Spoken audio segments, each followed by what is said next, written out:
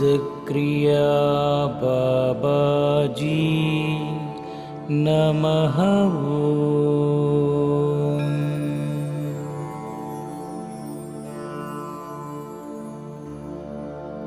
ओम सिद्धक्रिया बाबाजी नमः।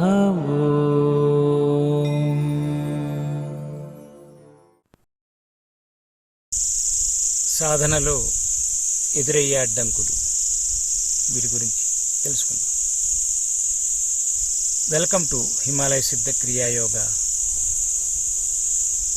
సాధన మనం చేస్తూ ఉంటాం, రకరకాల అడ్డంకులు వస్తున్నాయి, కుదరట్లేదు, సాధన ఒకరోజు జరిగినట్టు ఇంకొక రోజు జరగటం లేదు అంటూ ఉంటారు చాలామంది. జరగదు, అవును, చాలామందికి ఈ సమస్య ఉంది. అంటే ఏదో అడ్డొస్తుంది, సాధన చేసుకొని ఇటల్లా అనుకుంటాం, అవ్వదు. ఇక్కడ సాధనలో అడ్డంకులంటే రెండు రకాలుగా ఉంటాయి. ఒకటి బయట నుంచి వచ్చే అడ్డంకులు, ఇంకొకటి లోపల నుంచి జరిగే అడ్డంకులు.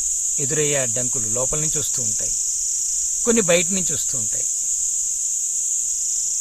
ఈ బయట నుంచి సరైన వాతావరణం లేదని, ఇక్కడంతా గోలగోలగా ఉందని, రకరకాలుగా మనం కొన్ని ఎక్స్పెక్ట్ చేస్తాం. అక్కడంతా నిశ్శబ్దం కావాలని, ఈ బయట శరీరానికి తగినట్టుగా వాతావరణం, అక్కడ ఎండగా వేడిగా ఉందని, లేకపోతే బాగా చల్లగా ఉందని,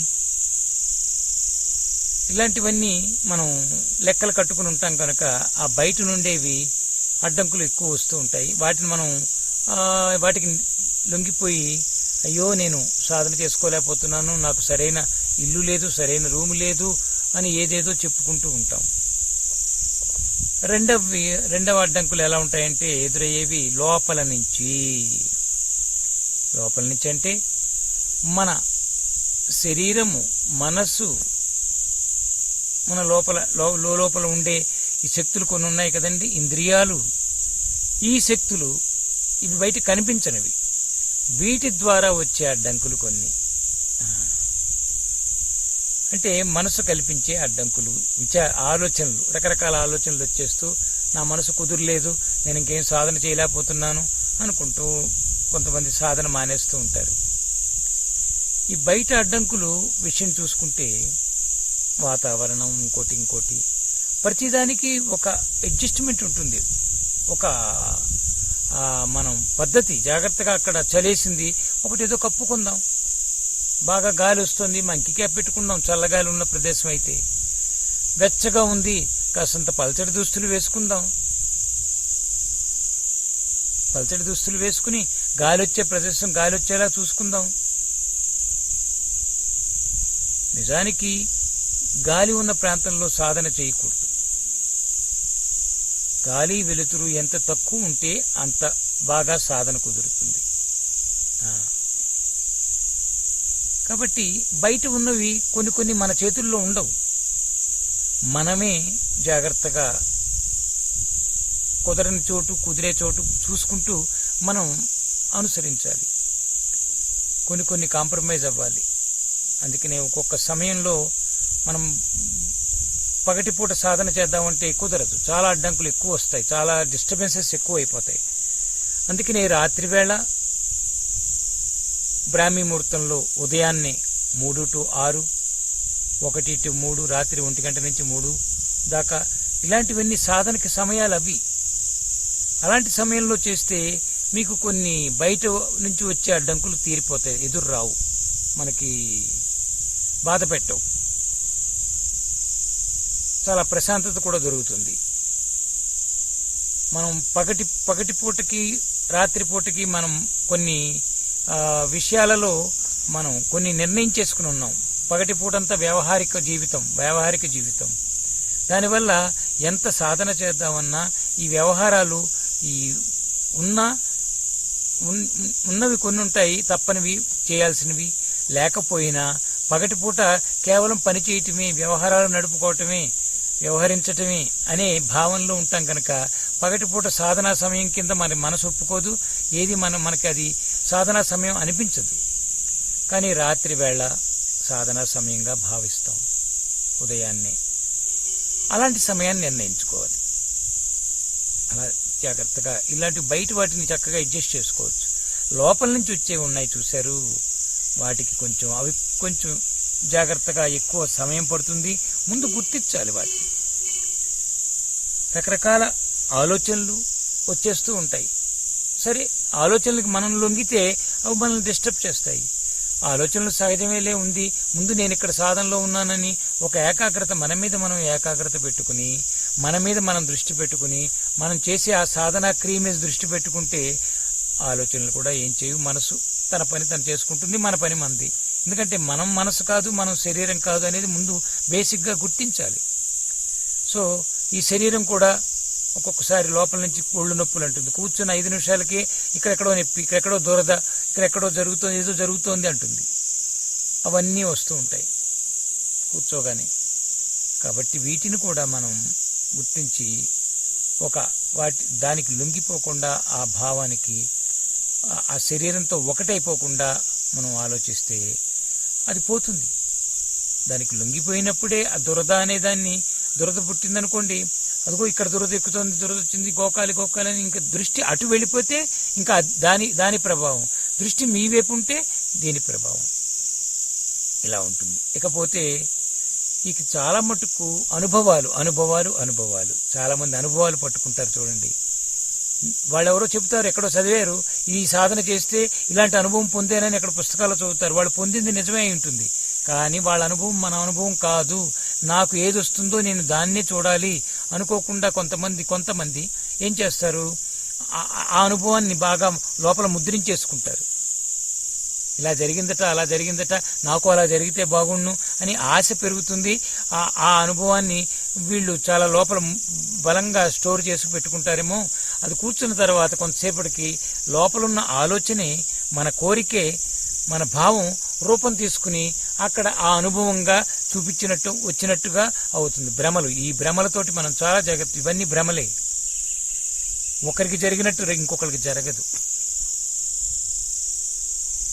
అనుభవం పొందితే కనుక ఆ అనుభవం చాలా ప్రభావం చేస్తుంది. అది చెప్పుకోవాలనిపించదు. అనుభవాలు పెరిగే కొలది మౌనం వచ్చేస్తుంది. గుర్తించండి, మౌనం వస్తుంది, ఆనందం వస్తుంది, మాటలు తగ్గిపోతాయి. ఎవరికో పంచుకోవటం, ఎవరితోటో చెప్పుకోవటానికి కాదు సాధన చేసేది. గుర్తుపెట్టుకోండి, అనుభవాన్ని ఎంత జాగ్రత్తగా పట్టుకుంటే ఒక అనుభవం నుంచి ఇంకో అనుభవం అలా విశాలం అవుతుంది. ఒక అనుభవాన్ని పెట్టుకుని దాని గురించి ప్రచారం చేసి దానికి లొంగిపోయి దాని దగ్గరే ఆగిపోయిన వాళ్లే చెప్పుకుంటూ వెళ్తారు. దాన్ని ఇంకా విశాలం చేసుకునే వాళ్ళు దాన్ని వెంటనే బయటికి చెప్పుకోరు, దాన్ని ఇచ్చేసుకోరు. అనుభవాన్ని ఏదో రాసి పెట్టుకోండి అంతే, ఇంకా దాని మీద మనం దృష్టి పెట్టకూడదు. ఈవేళ ఎలా జరిగింది, ఓకే అంతే. కానీ అద్భుతంగా జరిగింది, ఇలా జరిగింది, ఎవరికి జరుగుండదు, ఇది అందరికీ చెప్పి ఏదో చేసి అందరు చప్పట్లు కొట్టాలి, నన్ను మెచ్చుకోవాలి, అనుభవాలు తొందరగా చెప్పుకోకూడదండి.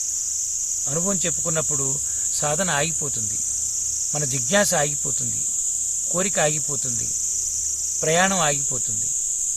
కాబట్టి అనుభవాలు భ్రమలుగా వస్తాయి. నిజమైన అనుభవం మౌనాన్ని ఇస్తుంది. ఆకర్షణతోటి, ఆశతోటి ఉండి వాటి కారణంగా వచ్చే అనుభవాలు అందరికీ చెప్పేసుకోవాలి, వెళ్ళిపోయాయని చెప్పుకుంటారు. ఏదో ఒక గురువు చెప్పుకోవచ్చు, ఇక మహాత్ముడు దొరికితే హృదయపూర్వకంగా ఉండే వాళ్ళకి చెప్పుకోవచ్చు. కానీ ఎలా ఉంటుందంటే ఈ మధ్యన భ్రమల్లో ఉంటున్నారు. ప్రతిదీ రాముని చూశాను, కృష్ణుని చూశాను. రాముడు, కృష్ణుడు ఈ రూపాలు, వాళ్ళు రూపాతీతమైన శక్తిని వాళ్ళు ఆ రూపాలు ఆ యుగంలో ఉన్నారు, కానీ ఈ యుగంలో రూపాలు లేవు. మనం బాణం పుచ్చుకుని వచ్చి కిరీటం పెట్టుకుని వచ్చి పక్కన హనుమంతుడు ఉన్నాడు. ఇవన్నీ ఏమిటంటే మనం చూసున్నాం, చదివి ఉన్నాం, రకరకాల ఫోటోలు, క్యాలెండర్లు చూస్తున్నాం. లేకపోతే రాముడు అంటే ఏమిటి, ఆయన విశ్వరూపం ఏమిటి, ఆయన తత్వం ఏమిటి? ఆయన ఎప్పుడు బాణం పుచ్చుకునే ఉన్నాడా? ఇలాగ మనం కొంచెం గుర్తించి ఈ ధ్యాసని అందుకని అనుభవం రావటం సహజమే, కానీ అనుభవం దగ్గర ఆగకుండా ఉండాలి. భ్రమలు పెరుగుతాయి, ఆ భ్రమల నుంచి జాగ్రత్త పడాలి. భ్రమ కల్పిస్తుంది, దేహం, మనసు, ఇంద్రియాలు భ్రమలు కల్పిస్తూ ఉంటాయి, అహంకారాన్ని కల్పిస్తూ ఉంటాయి. నేను పొందేశాను అనుకుంటూ అహంకారాన్ని పెంచుకుంటూ ఉంటాం. ఆ అహంకారాన్ని మనం ఆధారం చేసుకుని, అహంకారం ఉన్న వ్యక్తే అనుభవాలని సాధన మీద అహంకారం పెంచుకున్న వ్యక్తి తన సాధన ఆగిపోతుంది. అంతేకాకుండా ముందుకు వెళ్ళలేడు. అంతేకాకుండా ఇంకొకరి సత్యాన్ని ఒప్పుకోలేడు. అసలైన సత్యాన్ని తను గ్రహించలేడు. ఆగిపోయి బ్లాక్ అయిపోయిన వ్యక్తి ఏముందండి? సత్యం ఎంత విశాలమైంది సత్యం. ఆ సత్యాన్ని గుర్తించలేడు. అసలు సత్యానికి దూరం అయిపోతాడు. ఈ భ్రమ కారణంగా వచ్చే సత్యం దగ్గర బ్లాక్ అయిపోతాడు. కాబట్టి మనం ఈ విషయాల్లో జాగ్రత్త తీసుకోవాలి. ఇలా ఎన్నో అడ్డంకులు వస్తాయి. ఇవి నేను కొన్నే చర్చించాను, మళ్ళీ ఇంకోసారి చర్చిస్తాను. ఇలాగా ఈ అడ్డంకులు ఎక్కువ వస్తాయి. ముఖ్యంగా లోపల నుంచి వచ్చే అడ్డంకుల విషయంలో జాగ్రత్తగా ఉందాం. అహంకారం, భ్రమ, వీటిని మాత్రం చాలా జాగ్రత్తగా చూసుకోండి. అనుభవం అంటే లోపల ఒక సత్యాన్ని బలపరిచేది తప్పితే అదేదో రూప ప్రధానంగా, శబ్ద ప్రధానంగా ఉండేది కాదు. అవన్నీ ఉంటాయి, అలా రావచ్చు, వచ్చే అవకాశం అయితే ఉంది. కానీ మనం కోరుకునే అనుభవం ఏంటి, ఎటువంటి అనుభవాన్ని కోరుతున్నాం అని. కాబట్టి అసలైంది విశ్వదర్శనం కావాలి, విశ్వ సత్య దర్శనం కావాలి, లోపల బలపడాలి, మార్పుకి పునాది అవ్వాలి, జ్ఞానం, మనలో జ్ఞానం రావాలి, ఆత్మజ్ఞానం వైపు వెళ్ళాలి, బ్రహ్మజ్ఞానం వైపు వెళ్ళాలి. ఆ అనుభవాల కోసం చూడాలి. చిన్న చిన్న వస్తాయి పోతాయి, అది మనం పట్టించుకోకుండా ఉంటే సరిపోతుంది. Thank you. Happy. All the best. I love you. Happy.